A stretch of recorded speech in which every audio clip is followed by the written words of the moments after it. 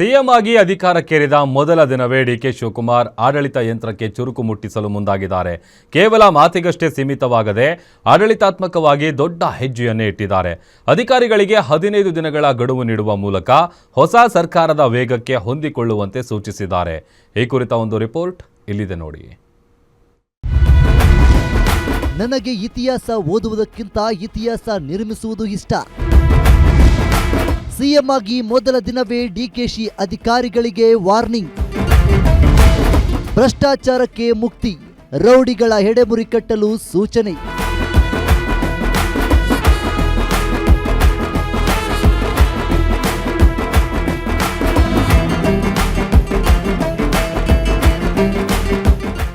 ನಿನ್ನೆಯಷ್ಟೇ ರಾಜ್ಯದ ನೂತನ ಮುಖ್ಯಮಂತ್ರಿಯಾಗಿ ಪ್ರಮಾಣ ವಚನ ಸ್ವೀಕರಿಸಿ ರಾಜ್ಯದ ಆಡಳಿತದ ಚುಕ್ಕಾಣಿ ಹಿಡಿದಿದ್ದ ಡಿಕೆ ಶಿವಕುಮಾರ್ ಇಂದಿನಿಂದಲೇ ಕೆಲಸ ಆರಂಭಿಸಿದ್ದಾರೆ. ಅಧಿಕಾರ ವಹಿಸಿಕೊಂಡ ಮೊದಲ ದಿನವೇ ಹಿರಿಯ ಅಧಿಕಾರಿಗಳ ಮಹತ್ವದ ಸಭೆ ನಡೆಸಿದ ಸಿಎಂ ಆಡಳಿತ ಯಂತ್ರಕ್ಕೆ ಭರ್ಜರಿ ಚುರುಕು ಮುಟ್ಟಿಸಿದ್ದಾರೆ.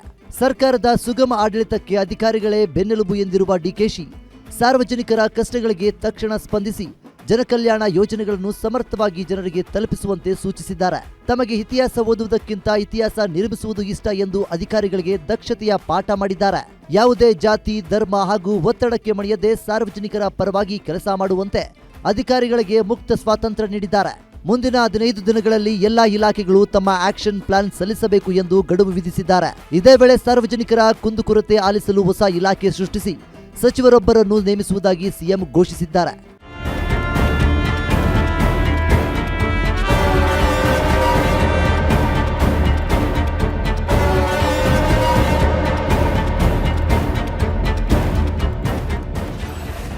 ರಾಜ್ಯದಲ್ಲಿ ಸುಮಾರು 8,000 ಕೋಟಿ ರೂಪಾಯಿ ಇರುವ ಸಿಎಸ್ಆರ್ ಫಂಡ್ ದುರ್ಬಳಕೆಯಾಗುತ್ತಿರುವ ಬಗ್ಗೆ ಸಿಎಂ ತೀವ್ರ ಆತಂಕ ವ್ಯಕ್ತಪಡಿಸಿದ್ದಾರೆ. ಇಲ್ಲಿ ದುಡಿದ ಹಣ ಬೇರೆ ರಾಜ್ಯಗಳಿಗೆ ಹೋಗುತ್ತಿರುವುದನ್ನು ಪತ್ತೆ ಹಚ್ಚಿ ಕರ್ನಾಟಕದ ಶಾಲೆಗಳ ನಿರ್ಮಾಣಕ್ಕೆ ಬಳಸಿಕೊಳ್ಳಲು ಸೂಚಿಸಿದ್ದಾರೆ. ಇದೇ ವೇಳೆ ಹರಿಹರಿಗಷ್ಟೇ ಗ್ಯಾರಂಟಿ ತಲುಪಿಸುವ ನಿಟ್ಟಿನಲ್ಲಿ ಯೋಜನೆಗಳ ಪರಿಷ್ಕರಣೆಯ ಪರೋಕ್ಷ ಸೂಚನೆಯನ್ನು ಸಿಎಂ ನೀಡಿದ್ದಾರೆ. ಅಲ್ಲದೆ ಸಚಿವರು ಮತ್ತು ಶಾಸಕರು ಯಾವುದೇ ಒತ್ತಡಕ್ಕೆ ಮಣಿಯದೆ ಕೆಲಸ ಮಾಡಬೇಕು ಎಂದು ಖಡಕ್ ಸಂದೇಶವನ್ನ ರವಾನೆ ಮಾಡಿದ್ದಾರೆ.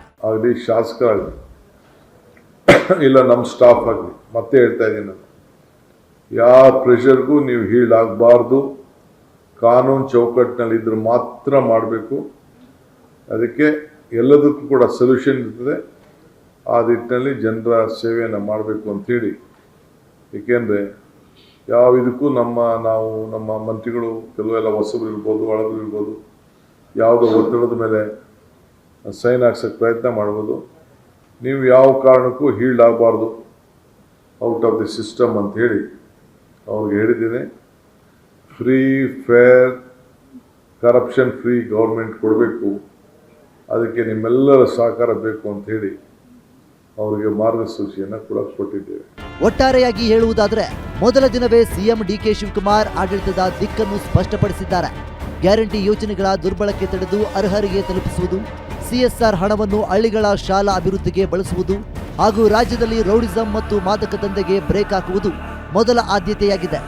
ಅಧಿಕಾರಿಗಳನ್ನು ವಿಶ್ವಾಸಕ್ಕೆ ತೆಗೆದುಕೊಳ್ಳುತ್ತಲೇ ತಪ್ಪು ಮಾಡಿದರೆ ಕಠಿಣ ಕ್ರಮದ ಮುನ್ಸೂಚನೆಯನ್ನು ಕೊಟ್ಟಿದ್ದಾರೆ. ಸಿಎಂ ಅವರ ಈ ರಾಕೆಟ್ ವೇಗದ ಆಡಳಿತಕ್ಕೆ ಅಧಿಕಾರಿಗಳು ಮತ್ತು ಇಲಾಖೆಗಳು ಹೇಗೆ ಸ್ಪಂದಿಸುತ್ತವೆ ಎಂಬುದನ್ನು ಕಾದು ನೋಡಬೇಕಾಗಿದೆ.